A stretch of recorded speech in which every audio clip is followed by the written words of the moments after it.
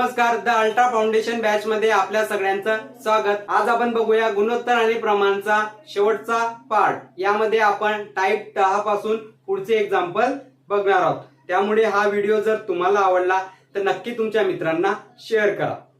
बघूया आजच्या व्हिडिओ मधला पहिलं एक्झाम्पल काय दिलंय आपल्याला। टाइप 10 मधलं पहिलं एक्झाम्पल, दोन संख्यांचं गुणोत्तर आपल्याला किती दिले, 5-7 दिले। प्रत्येक संख्येमध्ये 40 मिळवल्यास त्याचं गुणोत्तर किती होतं, 25:31 होतं। तर मोठी संख्या कोणती असेल असं आपल्याला विचारलंय। मोठी संख्या म्हणजे काय, मोठा रेशो म्हणजे 7च्या पटीत असेल आपलं उत्तर। ज्या संख्येला 7ने भाग जात नसेल ते आपलं उत्तर कन्फर्म नसणार, ज्याला 7ने भाग जाईल ते आपलं उत्तर असू शकतं। असं सुद्धा आपण ऑप्शनने चेक करू शकतो। पण आपण आता इथे याला सॉल्व्ह करू। कसं सॉल्व्ह करणार बघा। अगोदर पहिला रेशो लिहायचा, 40 मिळवायचे म्हणून 40 घेतले आणि 25 आणि 36 लिहायचे। याच्यामध्ये असतो तिरकस गुणाकार। पण तिरकस गुणाकार जरी असला, ज्याचा गुणाकार मोठा असेल तो अगोदर लिहायचा, त्याच्यामधून लहान गुणाकार वजा करायचा। जसं 31 गुणिला 5 155 होतात आणि 25 गुणिला 7 किती होणार आहे, 175। मग मी अगोदर काय लिहिणार, 175 नंतर 155 लिहिणार आहे, बरोबर। नंतर मला सांगा आता काय करावं लागेल आपल्याला। बघा इथे जर प्लस प्लस असेल, दोघं ठिकाणी सारखी संख्या जर असेल, प्लस प्लस असो मायनस मायनस तर काय करायची, वजाबाकी। आणि जर एक ठिकाणी प्लस आणि एक ठिकाणी मायनस असेल तर काय करायची, डायरेक्ट बेरीज करायची। इथे साइन काही बघायची नाही। बघा इथे जर प्लस प्लस बी असलं तरी तेच करायचं, मायनस मायनस असलं तरी तेच करायचं। बघा काय दोघांमध्ये 40 आहे, 40 कॉमन घ्या। आता फक्त या दोघांची वजाबाकी करा, 31 मधून 25 गेले। मग मला सांगा आता हे किती येणार आहे, हे येतील तुमचे 75 मधून 175 मधून 155 गेले 20, बरोबर। नंतर काय येणार, हे 40, 31 मधून 5 गेले 6। नेहमी एका रेशोची किंमत काढायची आपल्याला। 40 गुणिला 6 आणि भागीला 20 किती येणार आहे, 20 दुने 40। एका रेशोची किंमत आली 12। आता आपल्याला मोठी संख्या काढायची। मोठ्या संख्येचा रेशो किती आहे, 7। मग तर याला गुणिला 7 करा, 12 84 असेल आपलं उत्तर। सिंपल, अगदी सेकंदात तुम्ही उत्तर काढू शकतात। अशाच पद्धतीने तुम्ही प्रॅक्टिस करा, तुम्हाला गुणोत्तर आणि प्रमाण मध्ये एकही एक्झाम्पल चुकणार नाही। त्यासाठी आपली फाउंडेशन बॅच चे सर्व व्हिडिओ बघा। काही डाऊट असेल तर मला कमेंट करा। बघूया याच कन्सेप्टवर दुसरं एक्झाम्पल। बघा पुढचं एक्झाम्पल बऱ्याच एक्झाम मध्ये विचारलं जातं। काय दिलंय आपल्याला, एक्स वाय चं उत्पन्नाचं गुणोत्तर दिलंय 4:3, बरोबर। आणि त्याचं खर्चाचं गुणोत्तर किती दिलंय, 3:2। आणि तो जर प्रत्येक महिन्याला 6,000 रुपये बचत करत असेल, म्हणजेच बघा हे त्याचं उत्पन्न आहे, त्याच्यामधून तुम्ही 6,000 वजा करा, बरोबर। 6,000 वजा करा म्हणजेच काय, त्याचं खर्चाचं गुणोत्तर। आणि ते किती दिलंय तुम्हाला, 3:2 दिलंय, बरोबर। मग कसं सॉल्व्ह करणार, यांच्यामध्ये असतो तिरकस गुणाकार, बरोबर। तिरकस गुणाकार असतो, जो गुणाकार मोठा असेल तो अगोदर लिहा। बघा 3 गुणिला 3 किती झाले, 9 आणि 4 दुने 8, बरोबर। नंतर बघा आता काय करायचंय, बघा इथे दोघांकडे मायनस मायनस आहे, प्लस प्लस असो का मायनस मायनस, आपल्याला वजाबाकीच करायची आहे। पहिले इथे लिहा डायरेक्ट 6,000, इथली संख्या लिहायची आणि या दोघांची वजाबाकी, 3 दुने 6। म्हणजे इथे काय, एका रेशोची किंमत डायरेक्ट तुमची किती आली आता, 6,000। इथे पण 1 येणार आहे, 1 गुणिला 6,000 म्हणजे 6,000। मग आता काय विचारतोय तो आपल्याला, तर विचारतोय आपल्याला दोघांचे एकूण मासिक उत्पन्न किती असेल। दोघांचे एकूण म्हणतोय म्हणजे ह्या दोघांची बेरीज करावी लागेल। किती असेल या दोघांची बेरीज, 4 आणि 3 7।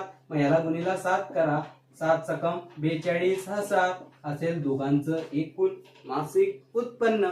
सिंपल, बघूया पुढचं एक्झाम्पल। याच कन्सेप्ट वरचं तिसरं एक्झाम्पल। आपल्याला दोन संख्याचं गुणोत्तर किती दिले, आपल्याला 1:3 दिलेलं आहे। पहिल्या संख्येमध्ये 5 मिळवले, दुसऱ्या संख्येमधून 4 वजा केले तर त्याचं गुणोत्तर किती होतं, 2:5। तर पहिली संख्या काय असेल असं आपल्याला विचारलंय। मग कसं सॉल्व्ह करणार, सिंपल त्याच मेथडने। यांच्यामध्ये असतो तिरकस गुणाकार, मोठा गुणाकार अगोदर लिहायचा, 3 दुने 6 मायनस किती असेल 5, बरोबर। नंतर बघा आता इथे प्लस आहे, इथे मायनस आहे, डायरेक्ट जोडून जातील, बरोबर। पण कसे जोडतील, यांच्यामध्ये सुद्धा गुणाकार होईल। म्हणजे हा काय होईल, 5 25 आणि हा 4 दुने 8, -8 ने लिहायचं, त्याला डायरेक्ट प्लस लिहायचं, साइन इग्नोर करा, डायरेक्ट जोडून जातील। 4 दुने 8 आणि 5 25 बरोबर. किती झालं आता एका रेशोची किंमत किती आली आपली 33. आता आपल्याला पहिली संख्या विचारली आहे त्याचा रेशो किती आहे 1 बरोबर. म्हणजे 33 गुणिला 1 केलं तरी काही फरक पडणार आहे का? 33 असेल आपलं उत्तर. सिंपल. आणि जर आपल्याला दुसरी संख्या विचारली असती तर त्याचा रेशो किती आहे 3 बरोबर. मग आपण काय करू 33 गुणिला फक्त 3 करू 99 असेल आपली दुसरी संख्या. पण आपल्याला पहिली विचारले होते म्हणून 33 असेल आपलं उत्तर. बघूया पुढचा टाईप टाईप नंबर 11.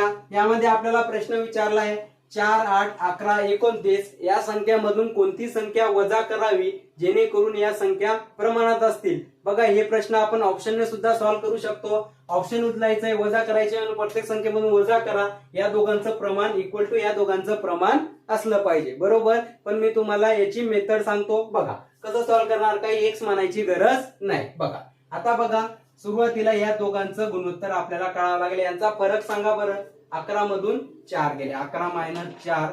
दुसरं गुणोत्तर असेल आपलं 29 - 8. किती असणार आहे बघा. हे किती झाले तुमचे हे झाले तुमचे 7 बरोबर. आणि नंतर हे 21 बरोबर. हे गुणोत्तर काय तुमचं एकास 3 येईल 7चा भाग जाईल बरोबर.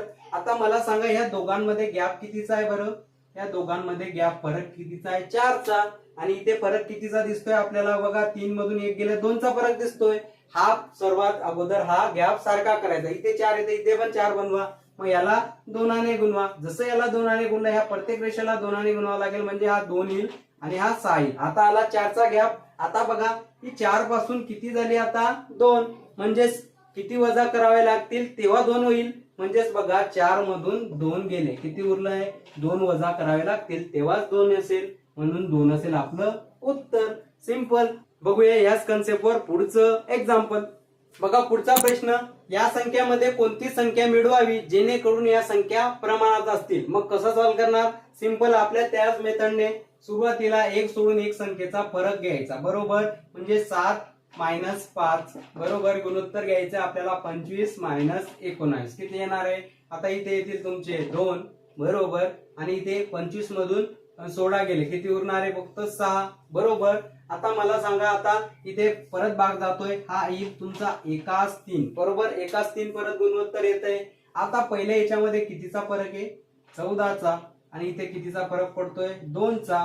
इथे पण आपल्याला 14 बनवावं लागेल. मग याला 7 ने गुणावं लागेल. जसं 7 ने गुणू तसं याला पण 7 ने गुणू. म्हणजे काय होणार आहे हा 7 आणि हा काय होणार आहे 7 त्रिक 21 बरोबर. आता बघा आता तुम्ही या दोघांपैकी कोणतीही संख्या घ्या. पहिली संख्या घेतली तर पहिला रेशो घ्या. दुसरी संख्या घेतली तर दुसरी. मी दुसरा घेतोय. आता बघा 19 संख्या आहे बरोबर. त्याच्यामध्ये काय मिळवावे म्हणून 21 होतील. म्हणून काय करायचं सरळ सरळ 21 मधून 19 वजा करा. 2 मिळवावे तरच 21 होतील म्हणून 2 असेल आपलं उत्तर.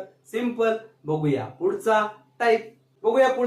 Type number 12. यामध्ये आपल्याला काय काढायचंय 8, 10, 12 दिले आणि चतुर्थ पद काढायचंय चौथं पद काढायचंय. मग कसं सॉल्व्ह करणार. बघा बरेच लोक याच्यासाठी फॉर्म्युला पाठ करायचं सांगतात पण मी तुम्हाला तसं सांगणार नाही. बघा आता हे पहिलं पद आहे बरोबर. नंतर हे दुसरं पद त्याला भागीला करायचं. नंतर हे तिसरं पद. आता आपल्याला चौथं काढायचं म्हणून इथे लिहायचं चौथं बरोबर. यांच्यामध्ये असतो तिरकस गुणाकार. हा काय होईल 8x आणि हा 12 गुणिला 10. मग मला सांगा आता x ची किंमत किती येईल 12 गुणिला 10 120 आणि भागीला 8 करा किती असणार आहे x ची किंमत असेल 15. हे असेल आपलं चौथं पद. सिंपल. बघूया पुढचं एक्झाम्पल. त्या एक्झाम्पल मध्ये आपल्याला 16, 36 चं तृतीय पद काढायचंय. मग कसं सॉल्व्ह करणार बघा.